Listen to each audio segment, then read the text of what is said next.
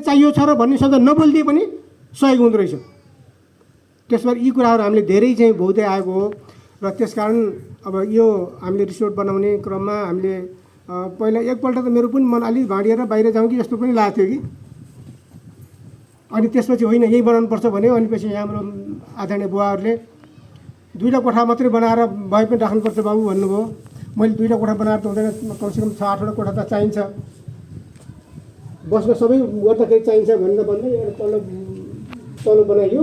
अनि त्यसपछि चाहिँ अनि यो अवधारणा हामीले कल्पना गऱ्यौँ, अब बाहिर जाने होइन, यहाँ केही गर्नुपर्छ, गाउँले पनि केही गर्नुपर्छ र आफूलाई पनि केही हुने गर्नुपर्छ भनेर यतिसम्म हामी अहिले 72 सालको माघबाट सुरु गरेको हामीले भनौँ न, माघबाट सुरु हो। माघमा चाहिँ बालुवासँग झारी ल्याउनु लागि टङ्की चाहिँ बनाइयो, 72 सालमा बनाइयो। अनि त्यसपछि चैतबाट चाहिँ यतापट्टि सुरु गरियो। त्यसरी गर्दै गरेर हामी आज यहाँसम्म आइयो। अब मैले निवेदन के गर्न चाहन्छु भने यसबाट हामीले केही लिउँला भन्ने मात्रै पनि हाम्रो सोच छैन। यत्रो लगानी गरेर त हामीले नै पाउने हो भन्ने छैन। यो हामीले मात्र होइन, गाउँले पनि पाओस् सोचियो। र अब कतिले राख्नुभयो भने यहाँ कर्मचारीहरू यहाँ कति रोजगार पनि सिक्छ, अवश्य रोजगार प्राप्त हुन्छ। तर रोजगार प्राप्त हुँदै गर्दा हामीले यसको लागि चाहिँ दक्ष जनशक्ति हामीलाई चाहिने हुन्छ।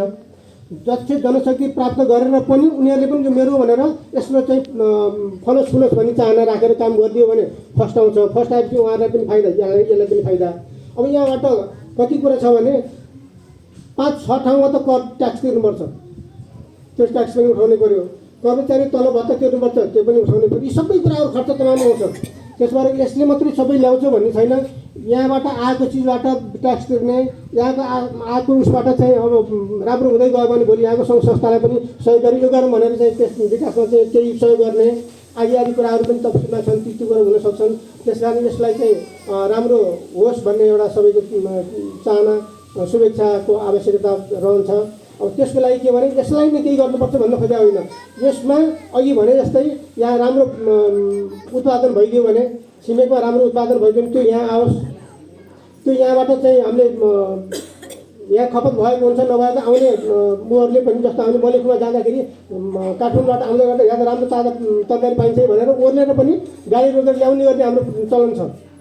जाने आउनेलाई त्यो थाहा हुन्छ, नजानेलाई चाहिँ सायद त्यो बुझ्न होला।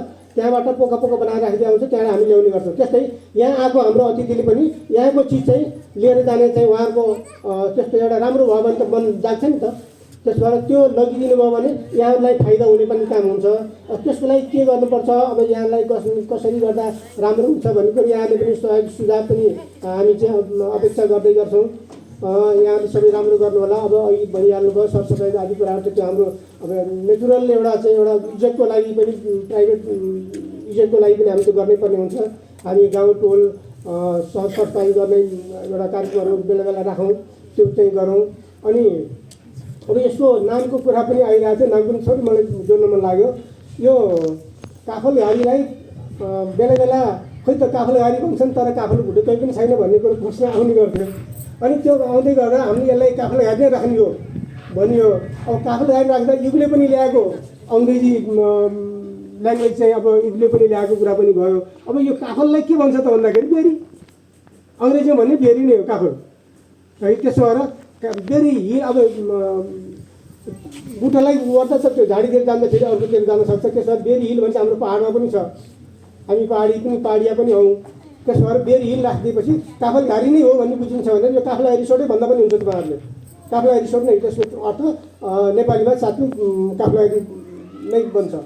त्यसकारण त्यसरी हामीले यसलाई यही ठाउँको यहीको पहिचान दिने हिसाबले चाहिँ यो नामाकरण गरिएको हो। यसमा यहाँहरूले धेरैको सहयोग, यहाँको चाहिँ एउटा साथ सल्लाह सुझाव लिएरै हामीले यहाँसम्म आएको पनि हो। यहाँहरूले जुन प्रत्यक्ष अप्रत्यक्ष रूपमा चाहिँ जतिले सहयोग गर्नुभएको छ उहाँहरूलाई एकदम मुरी धन्यवाद र उहाँहरूप्रति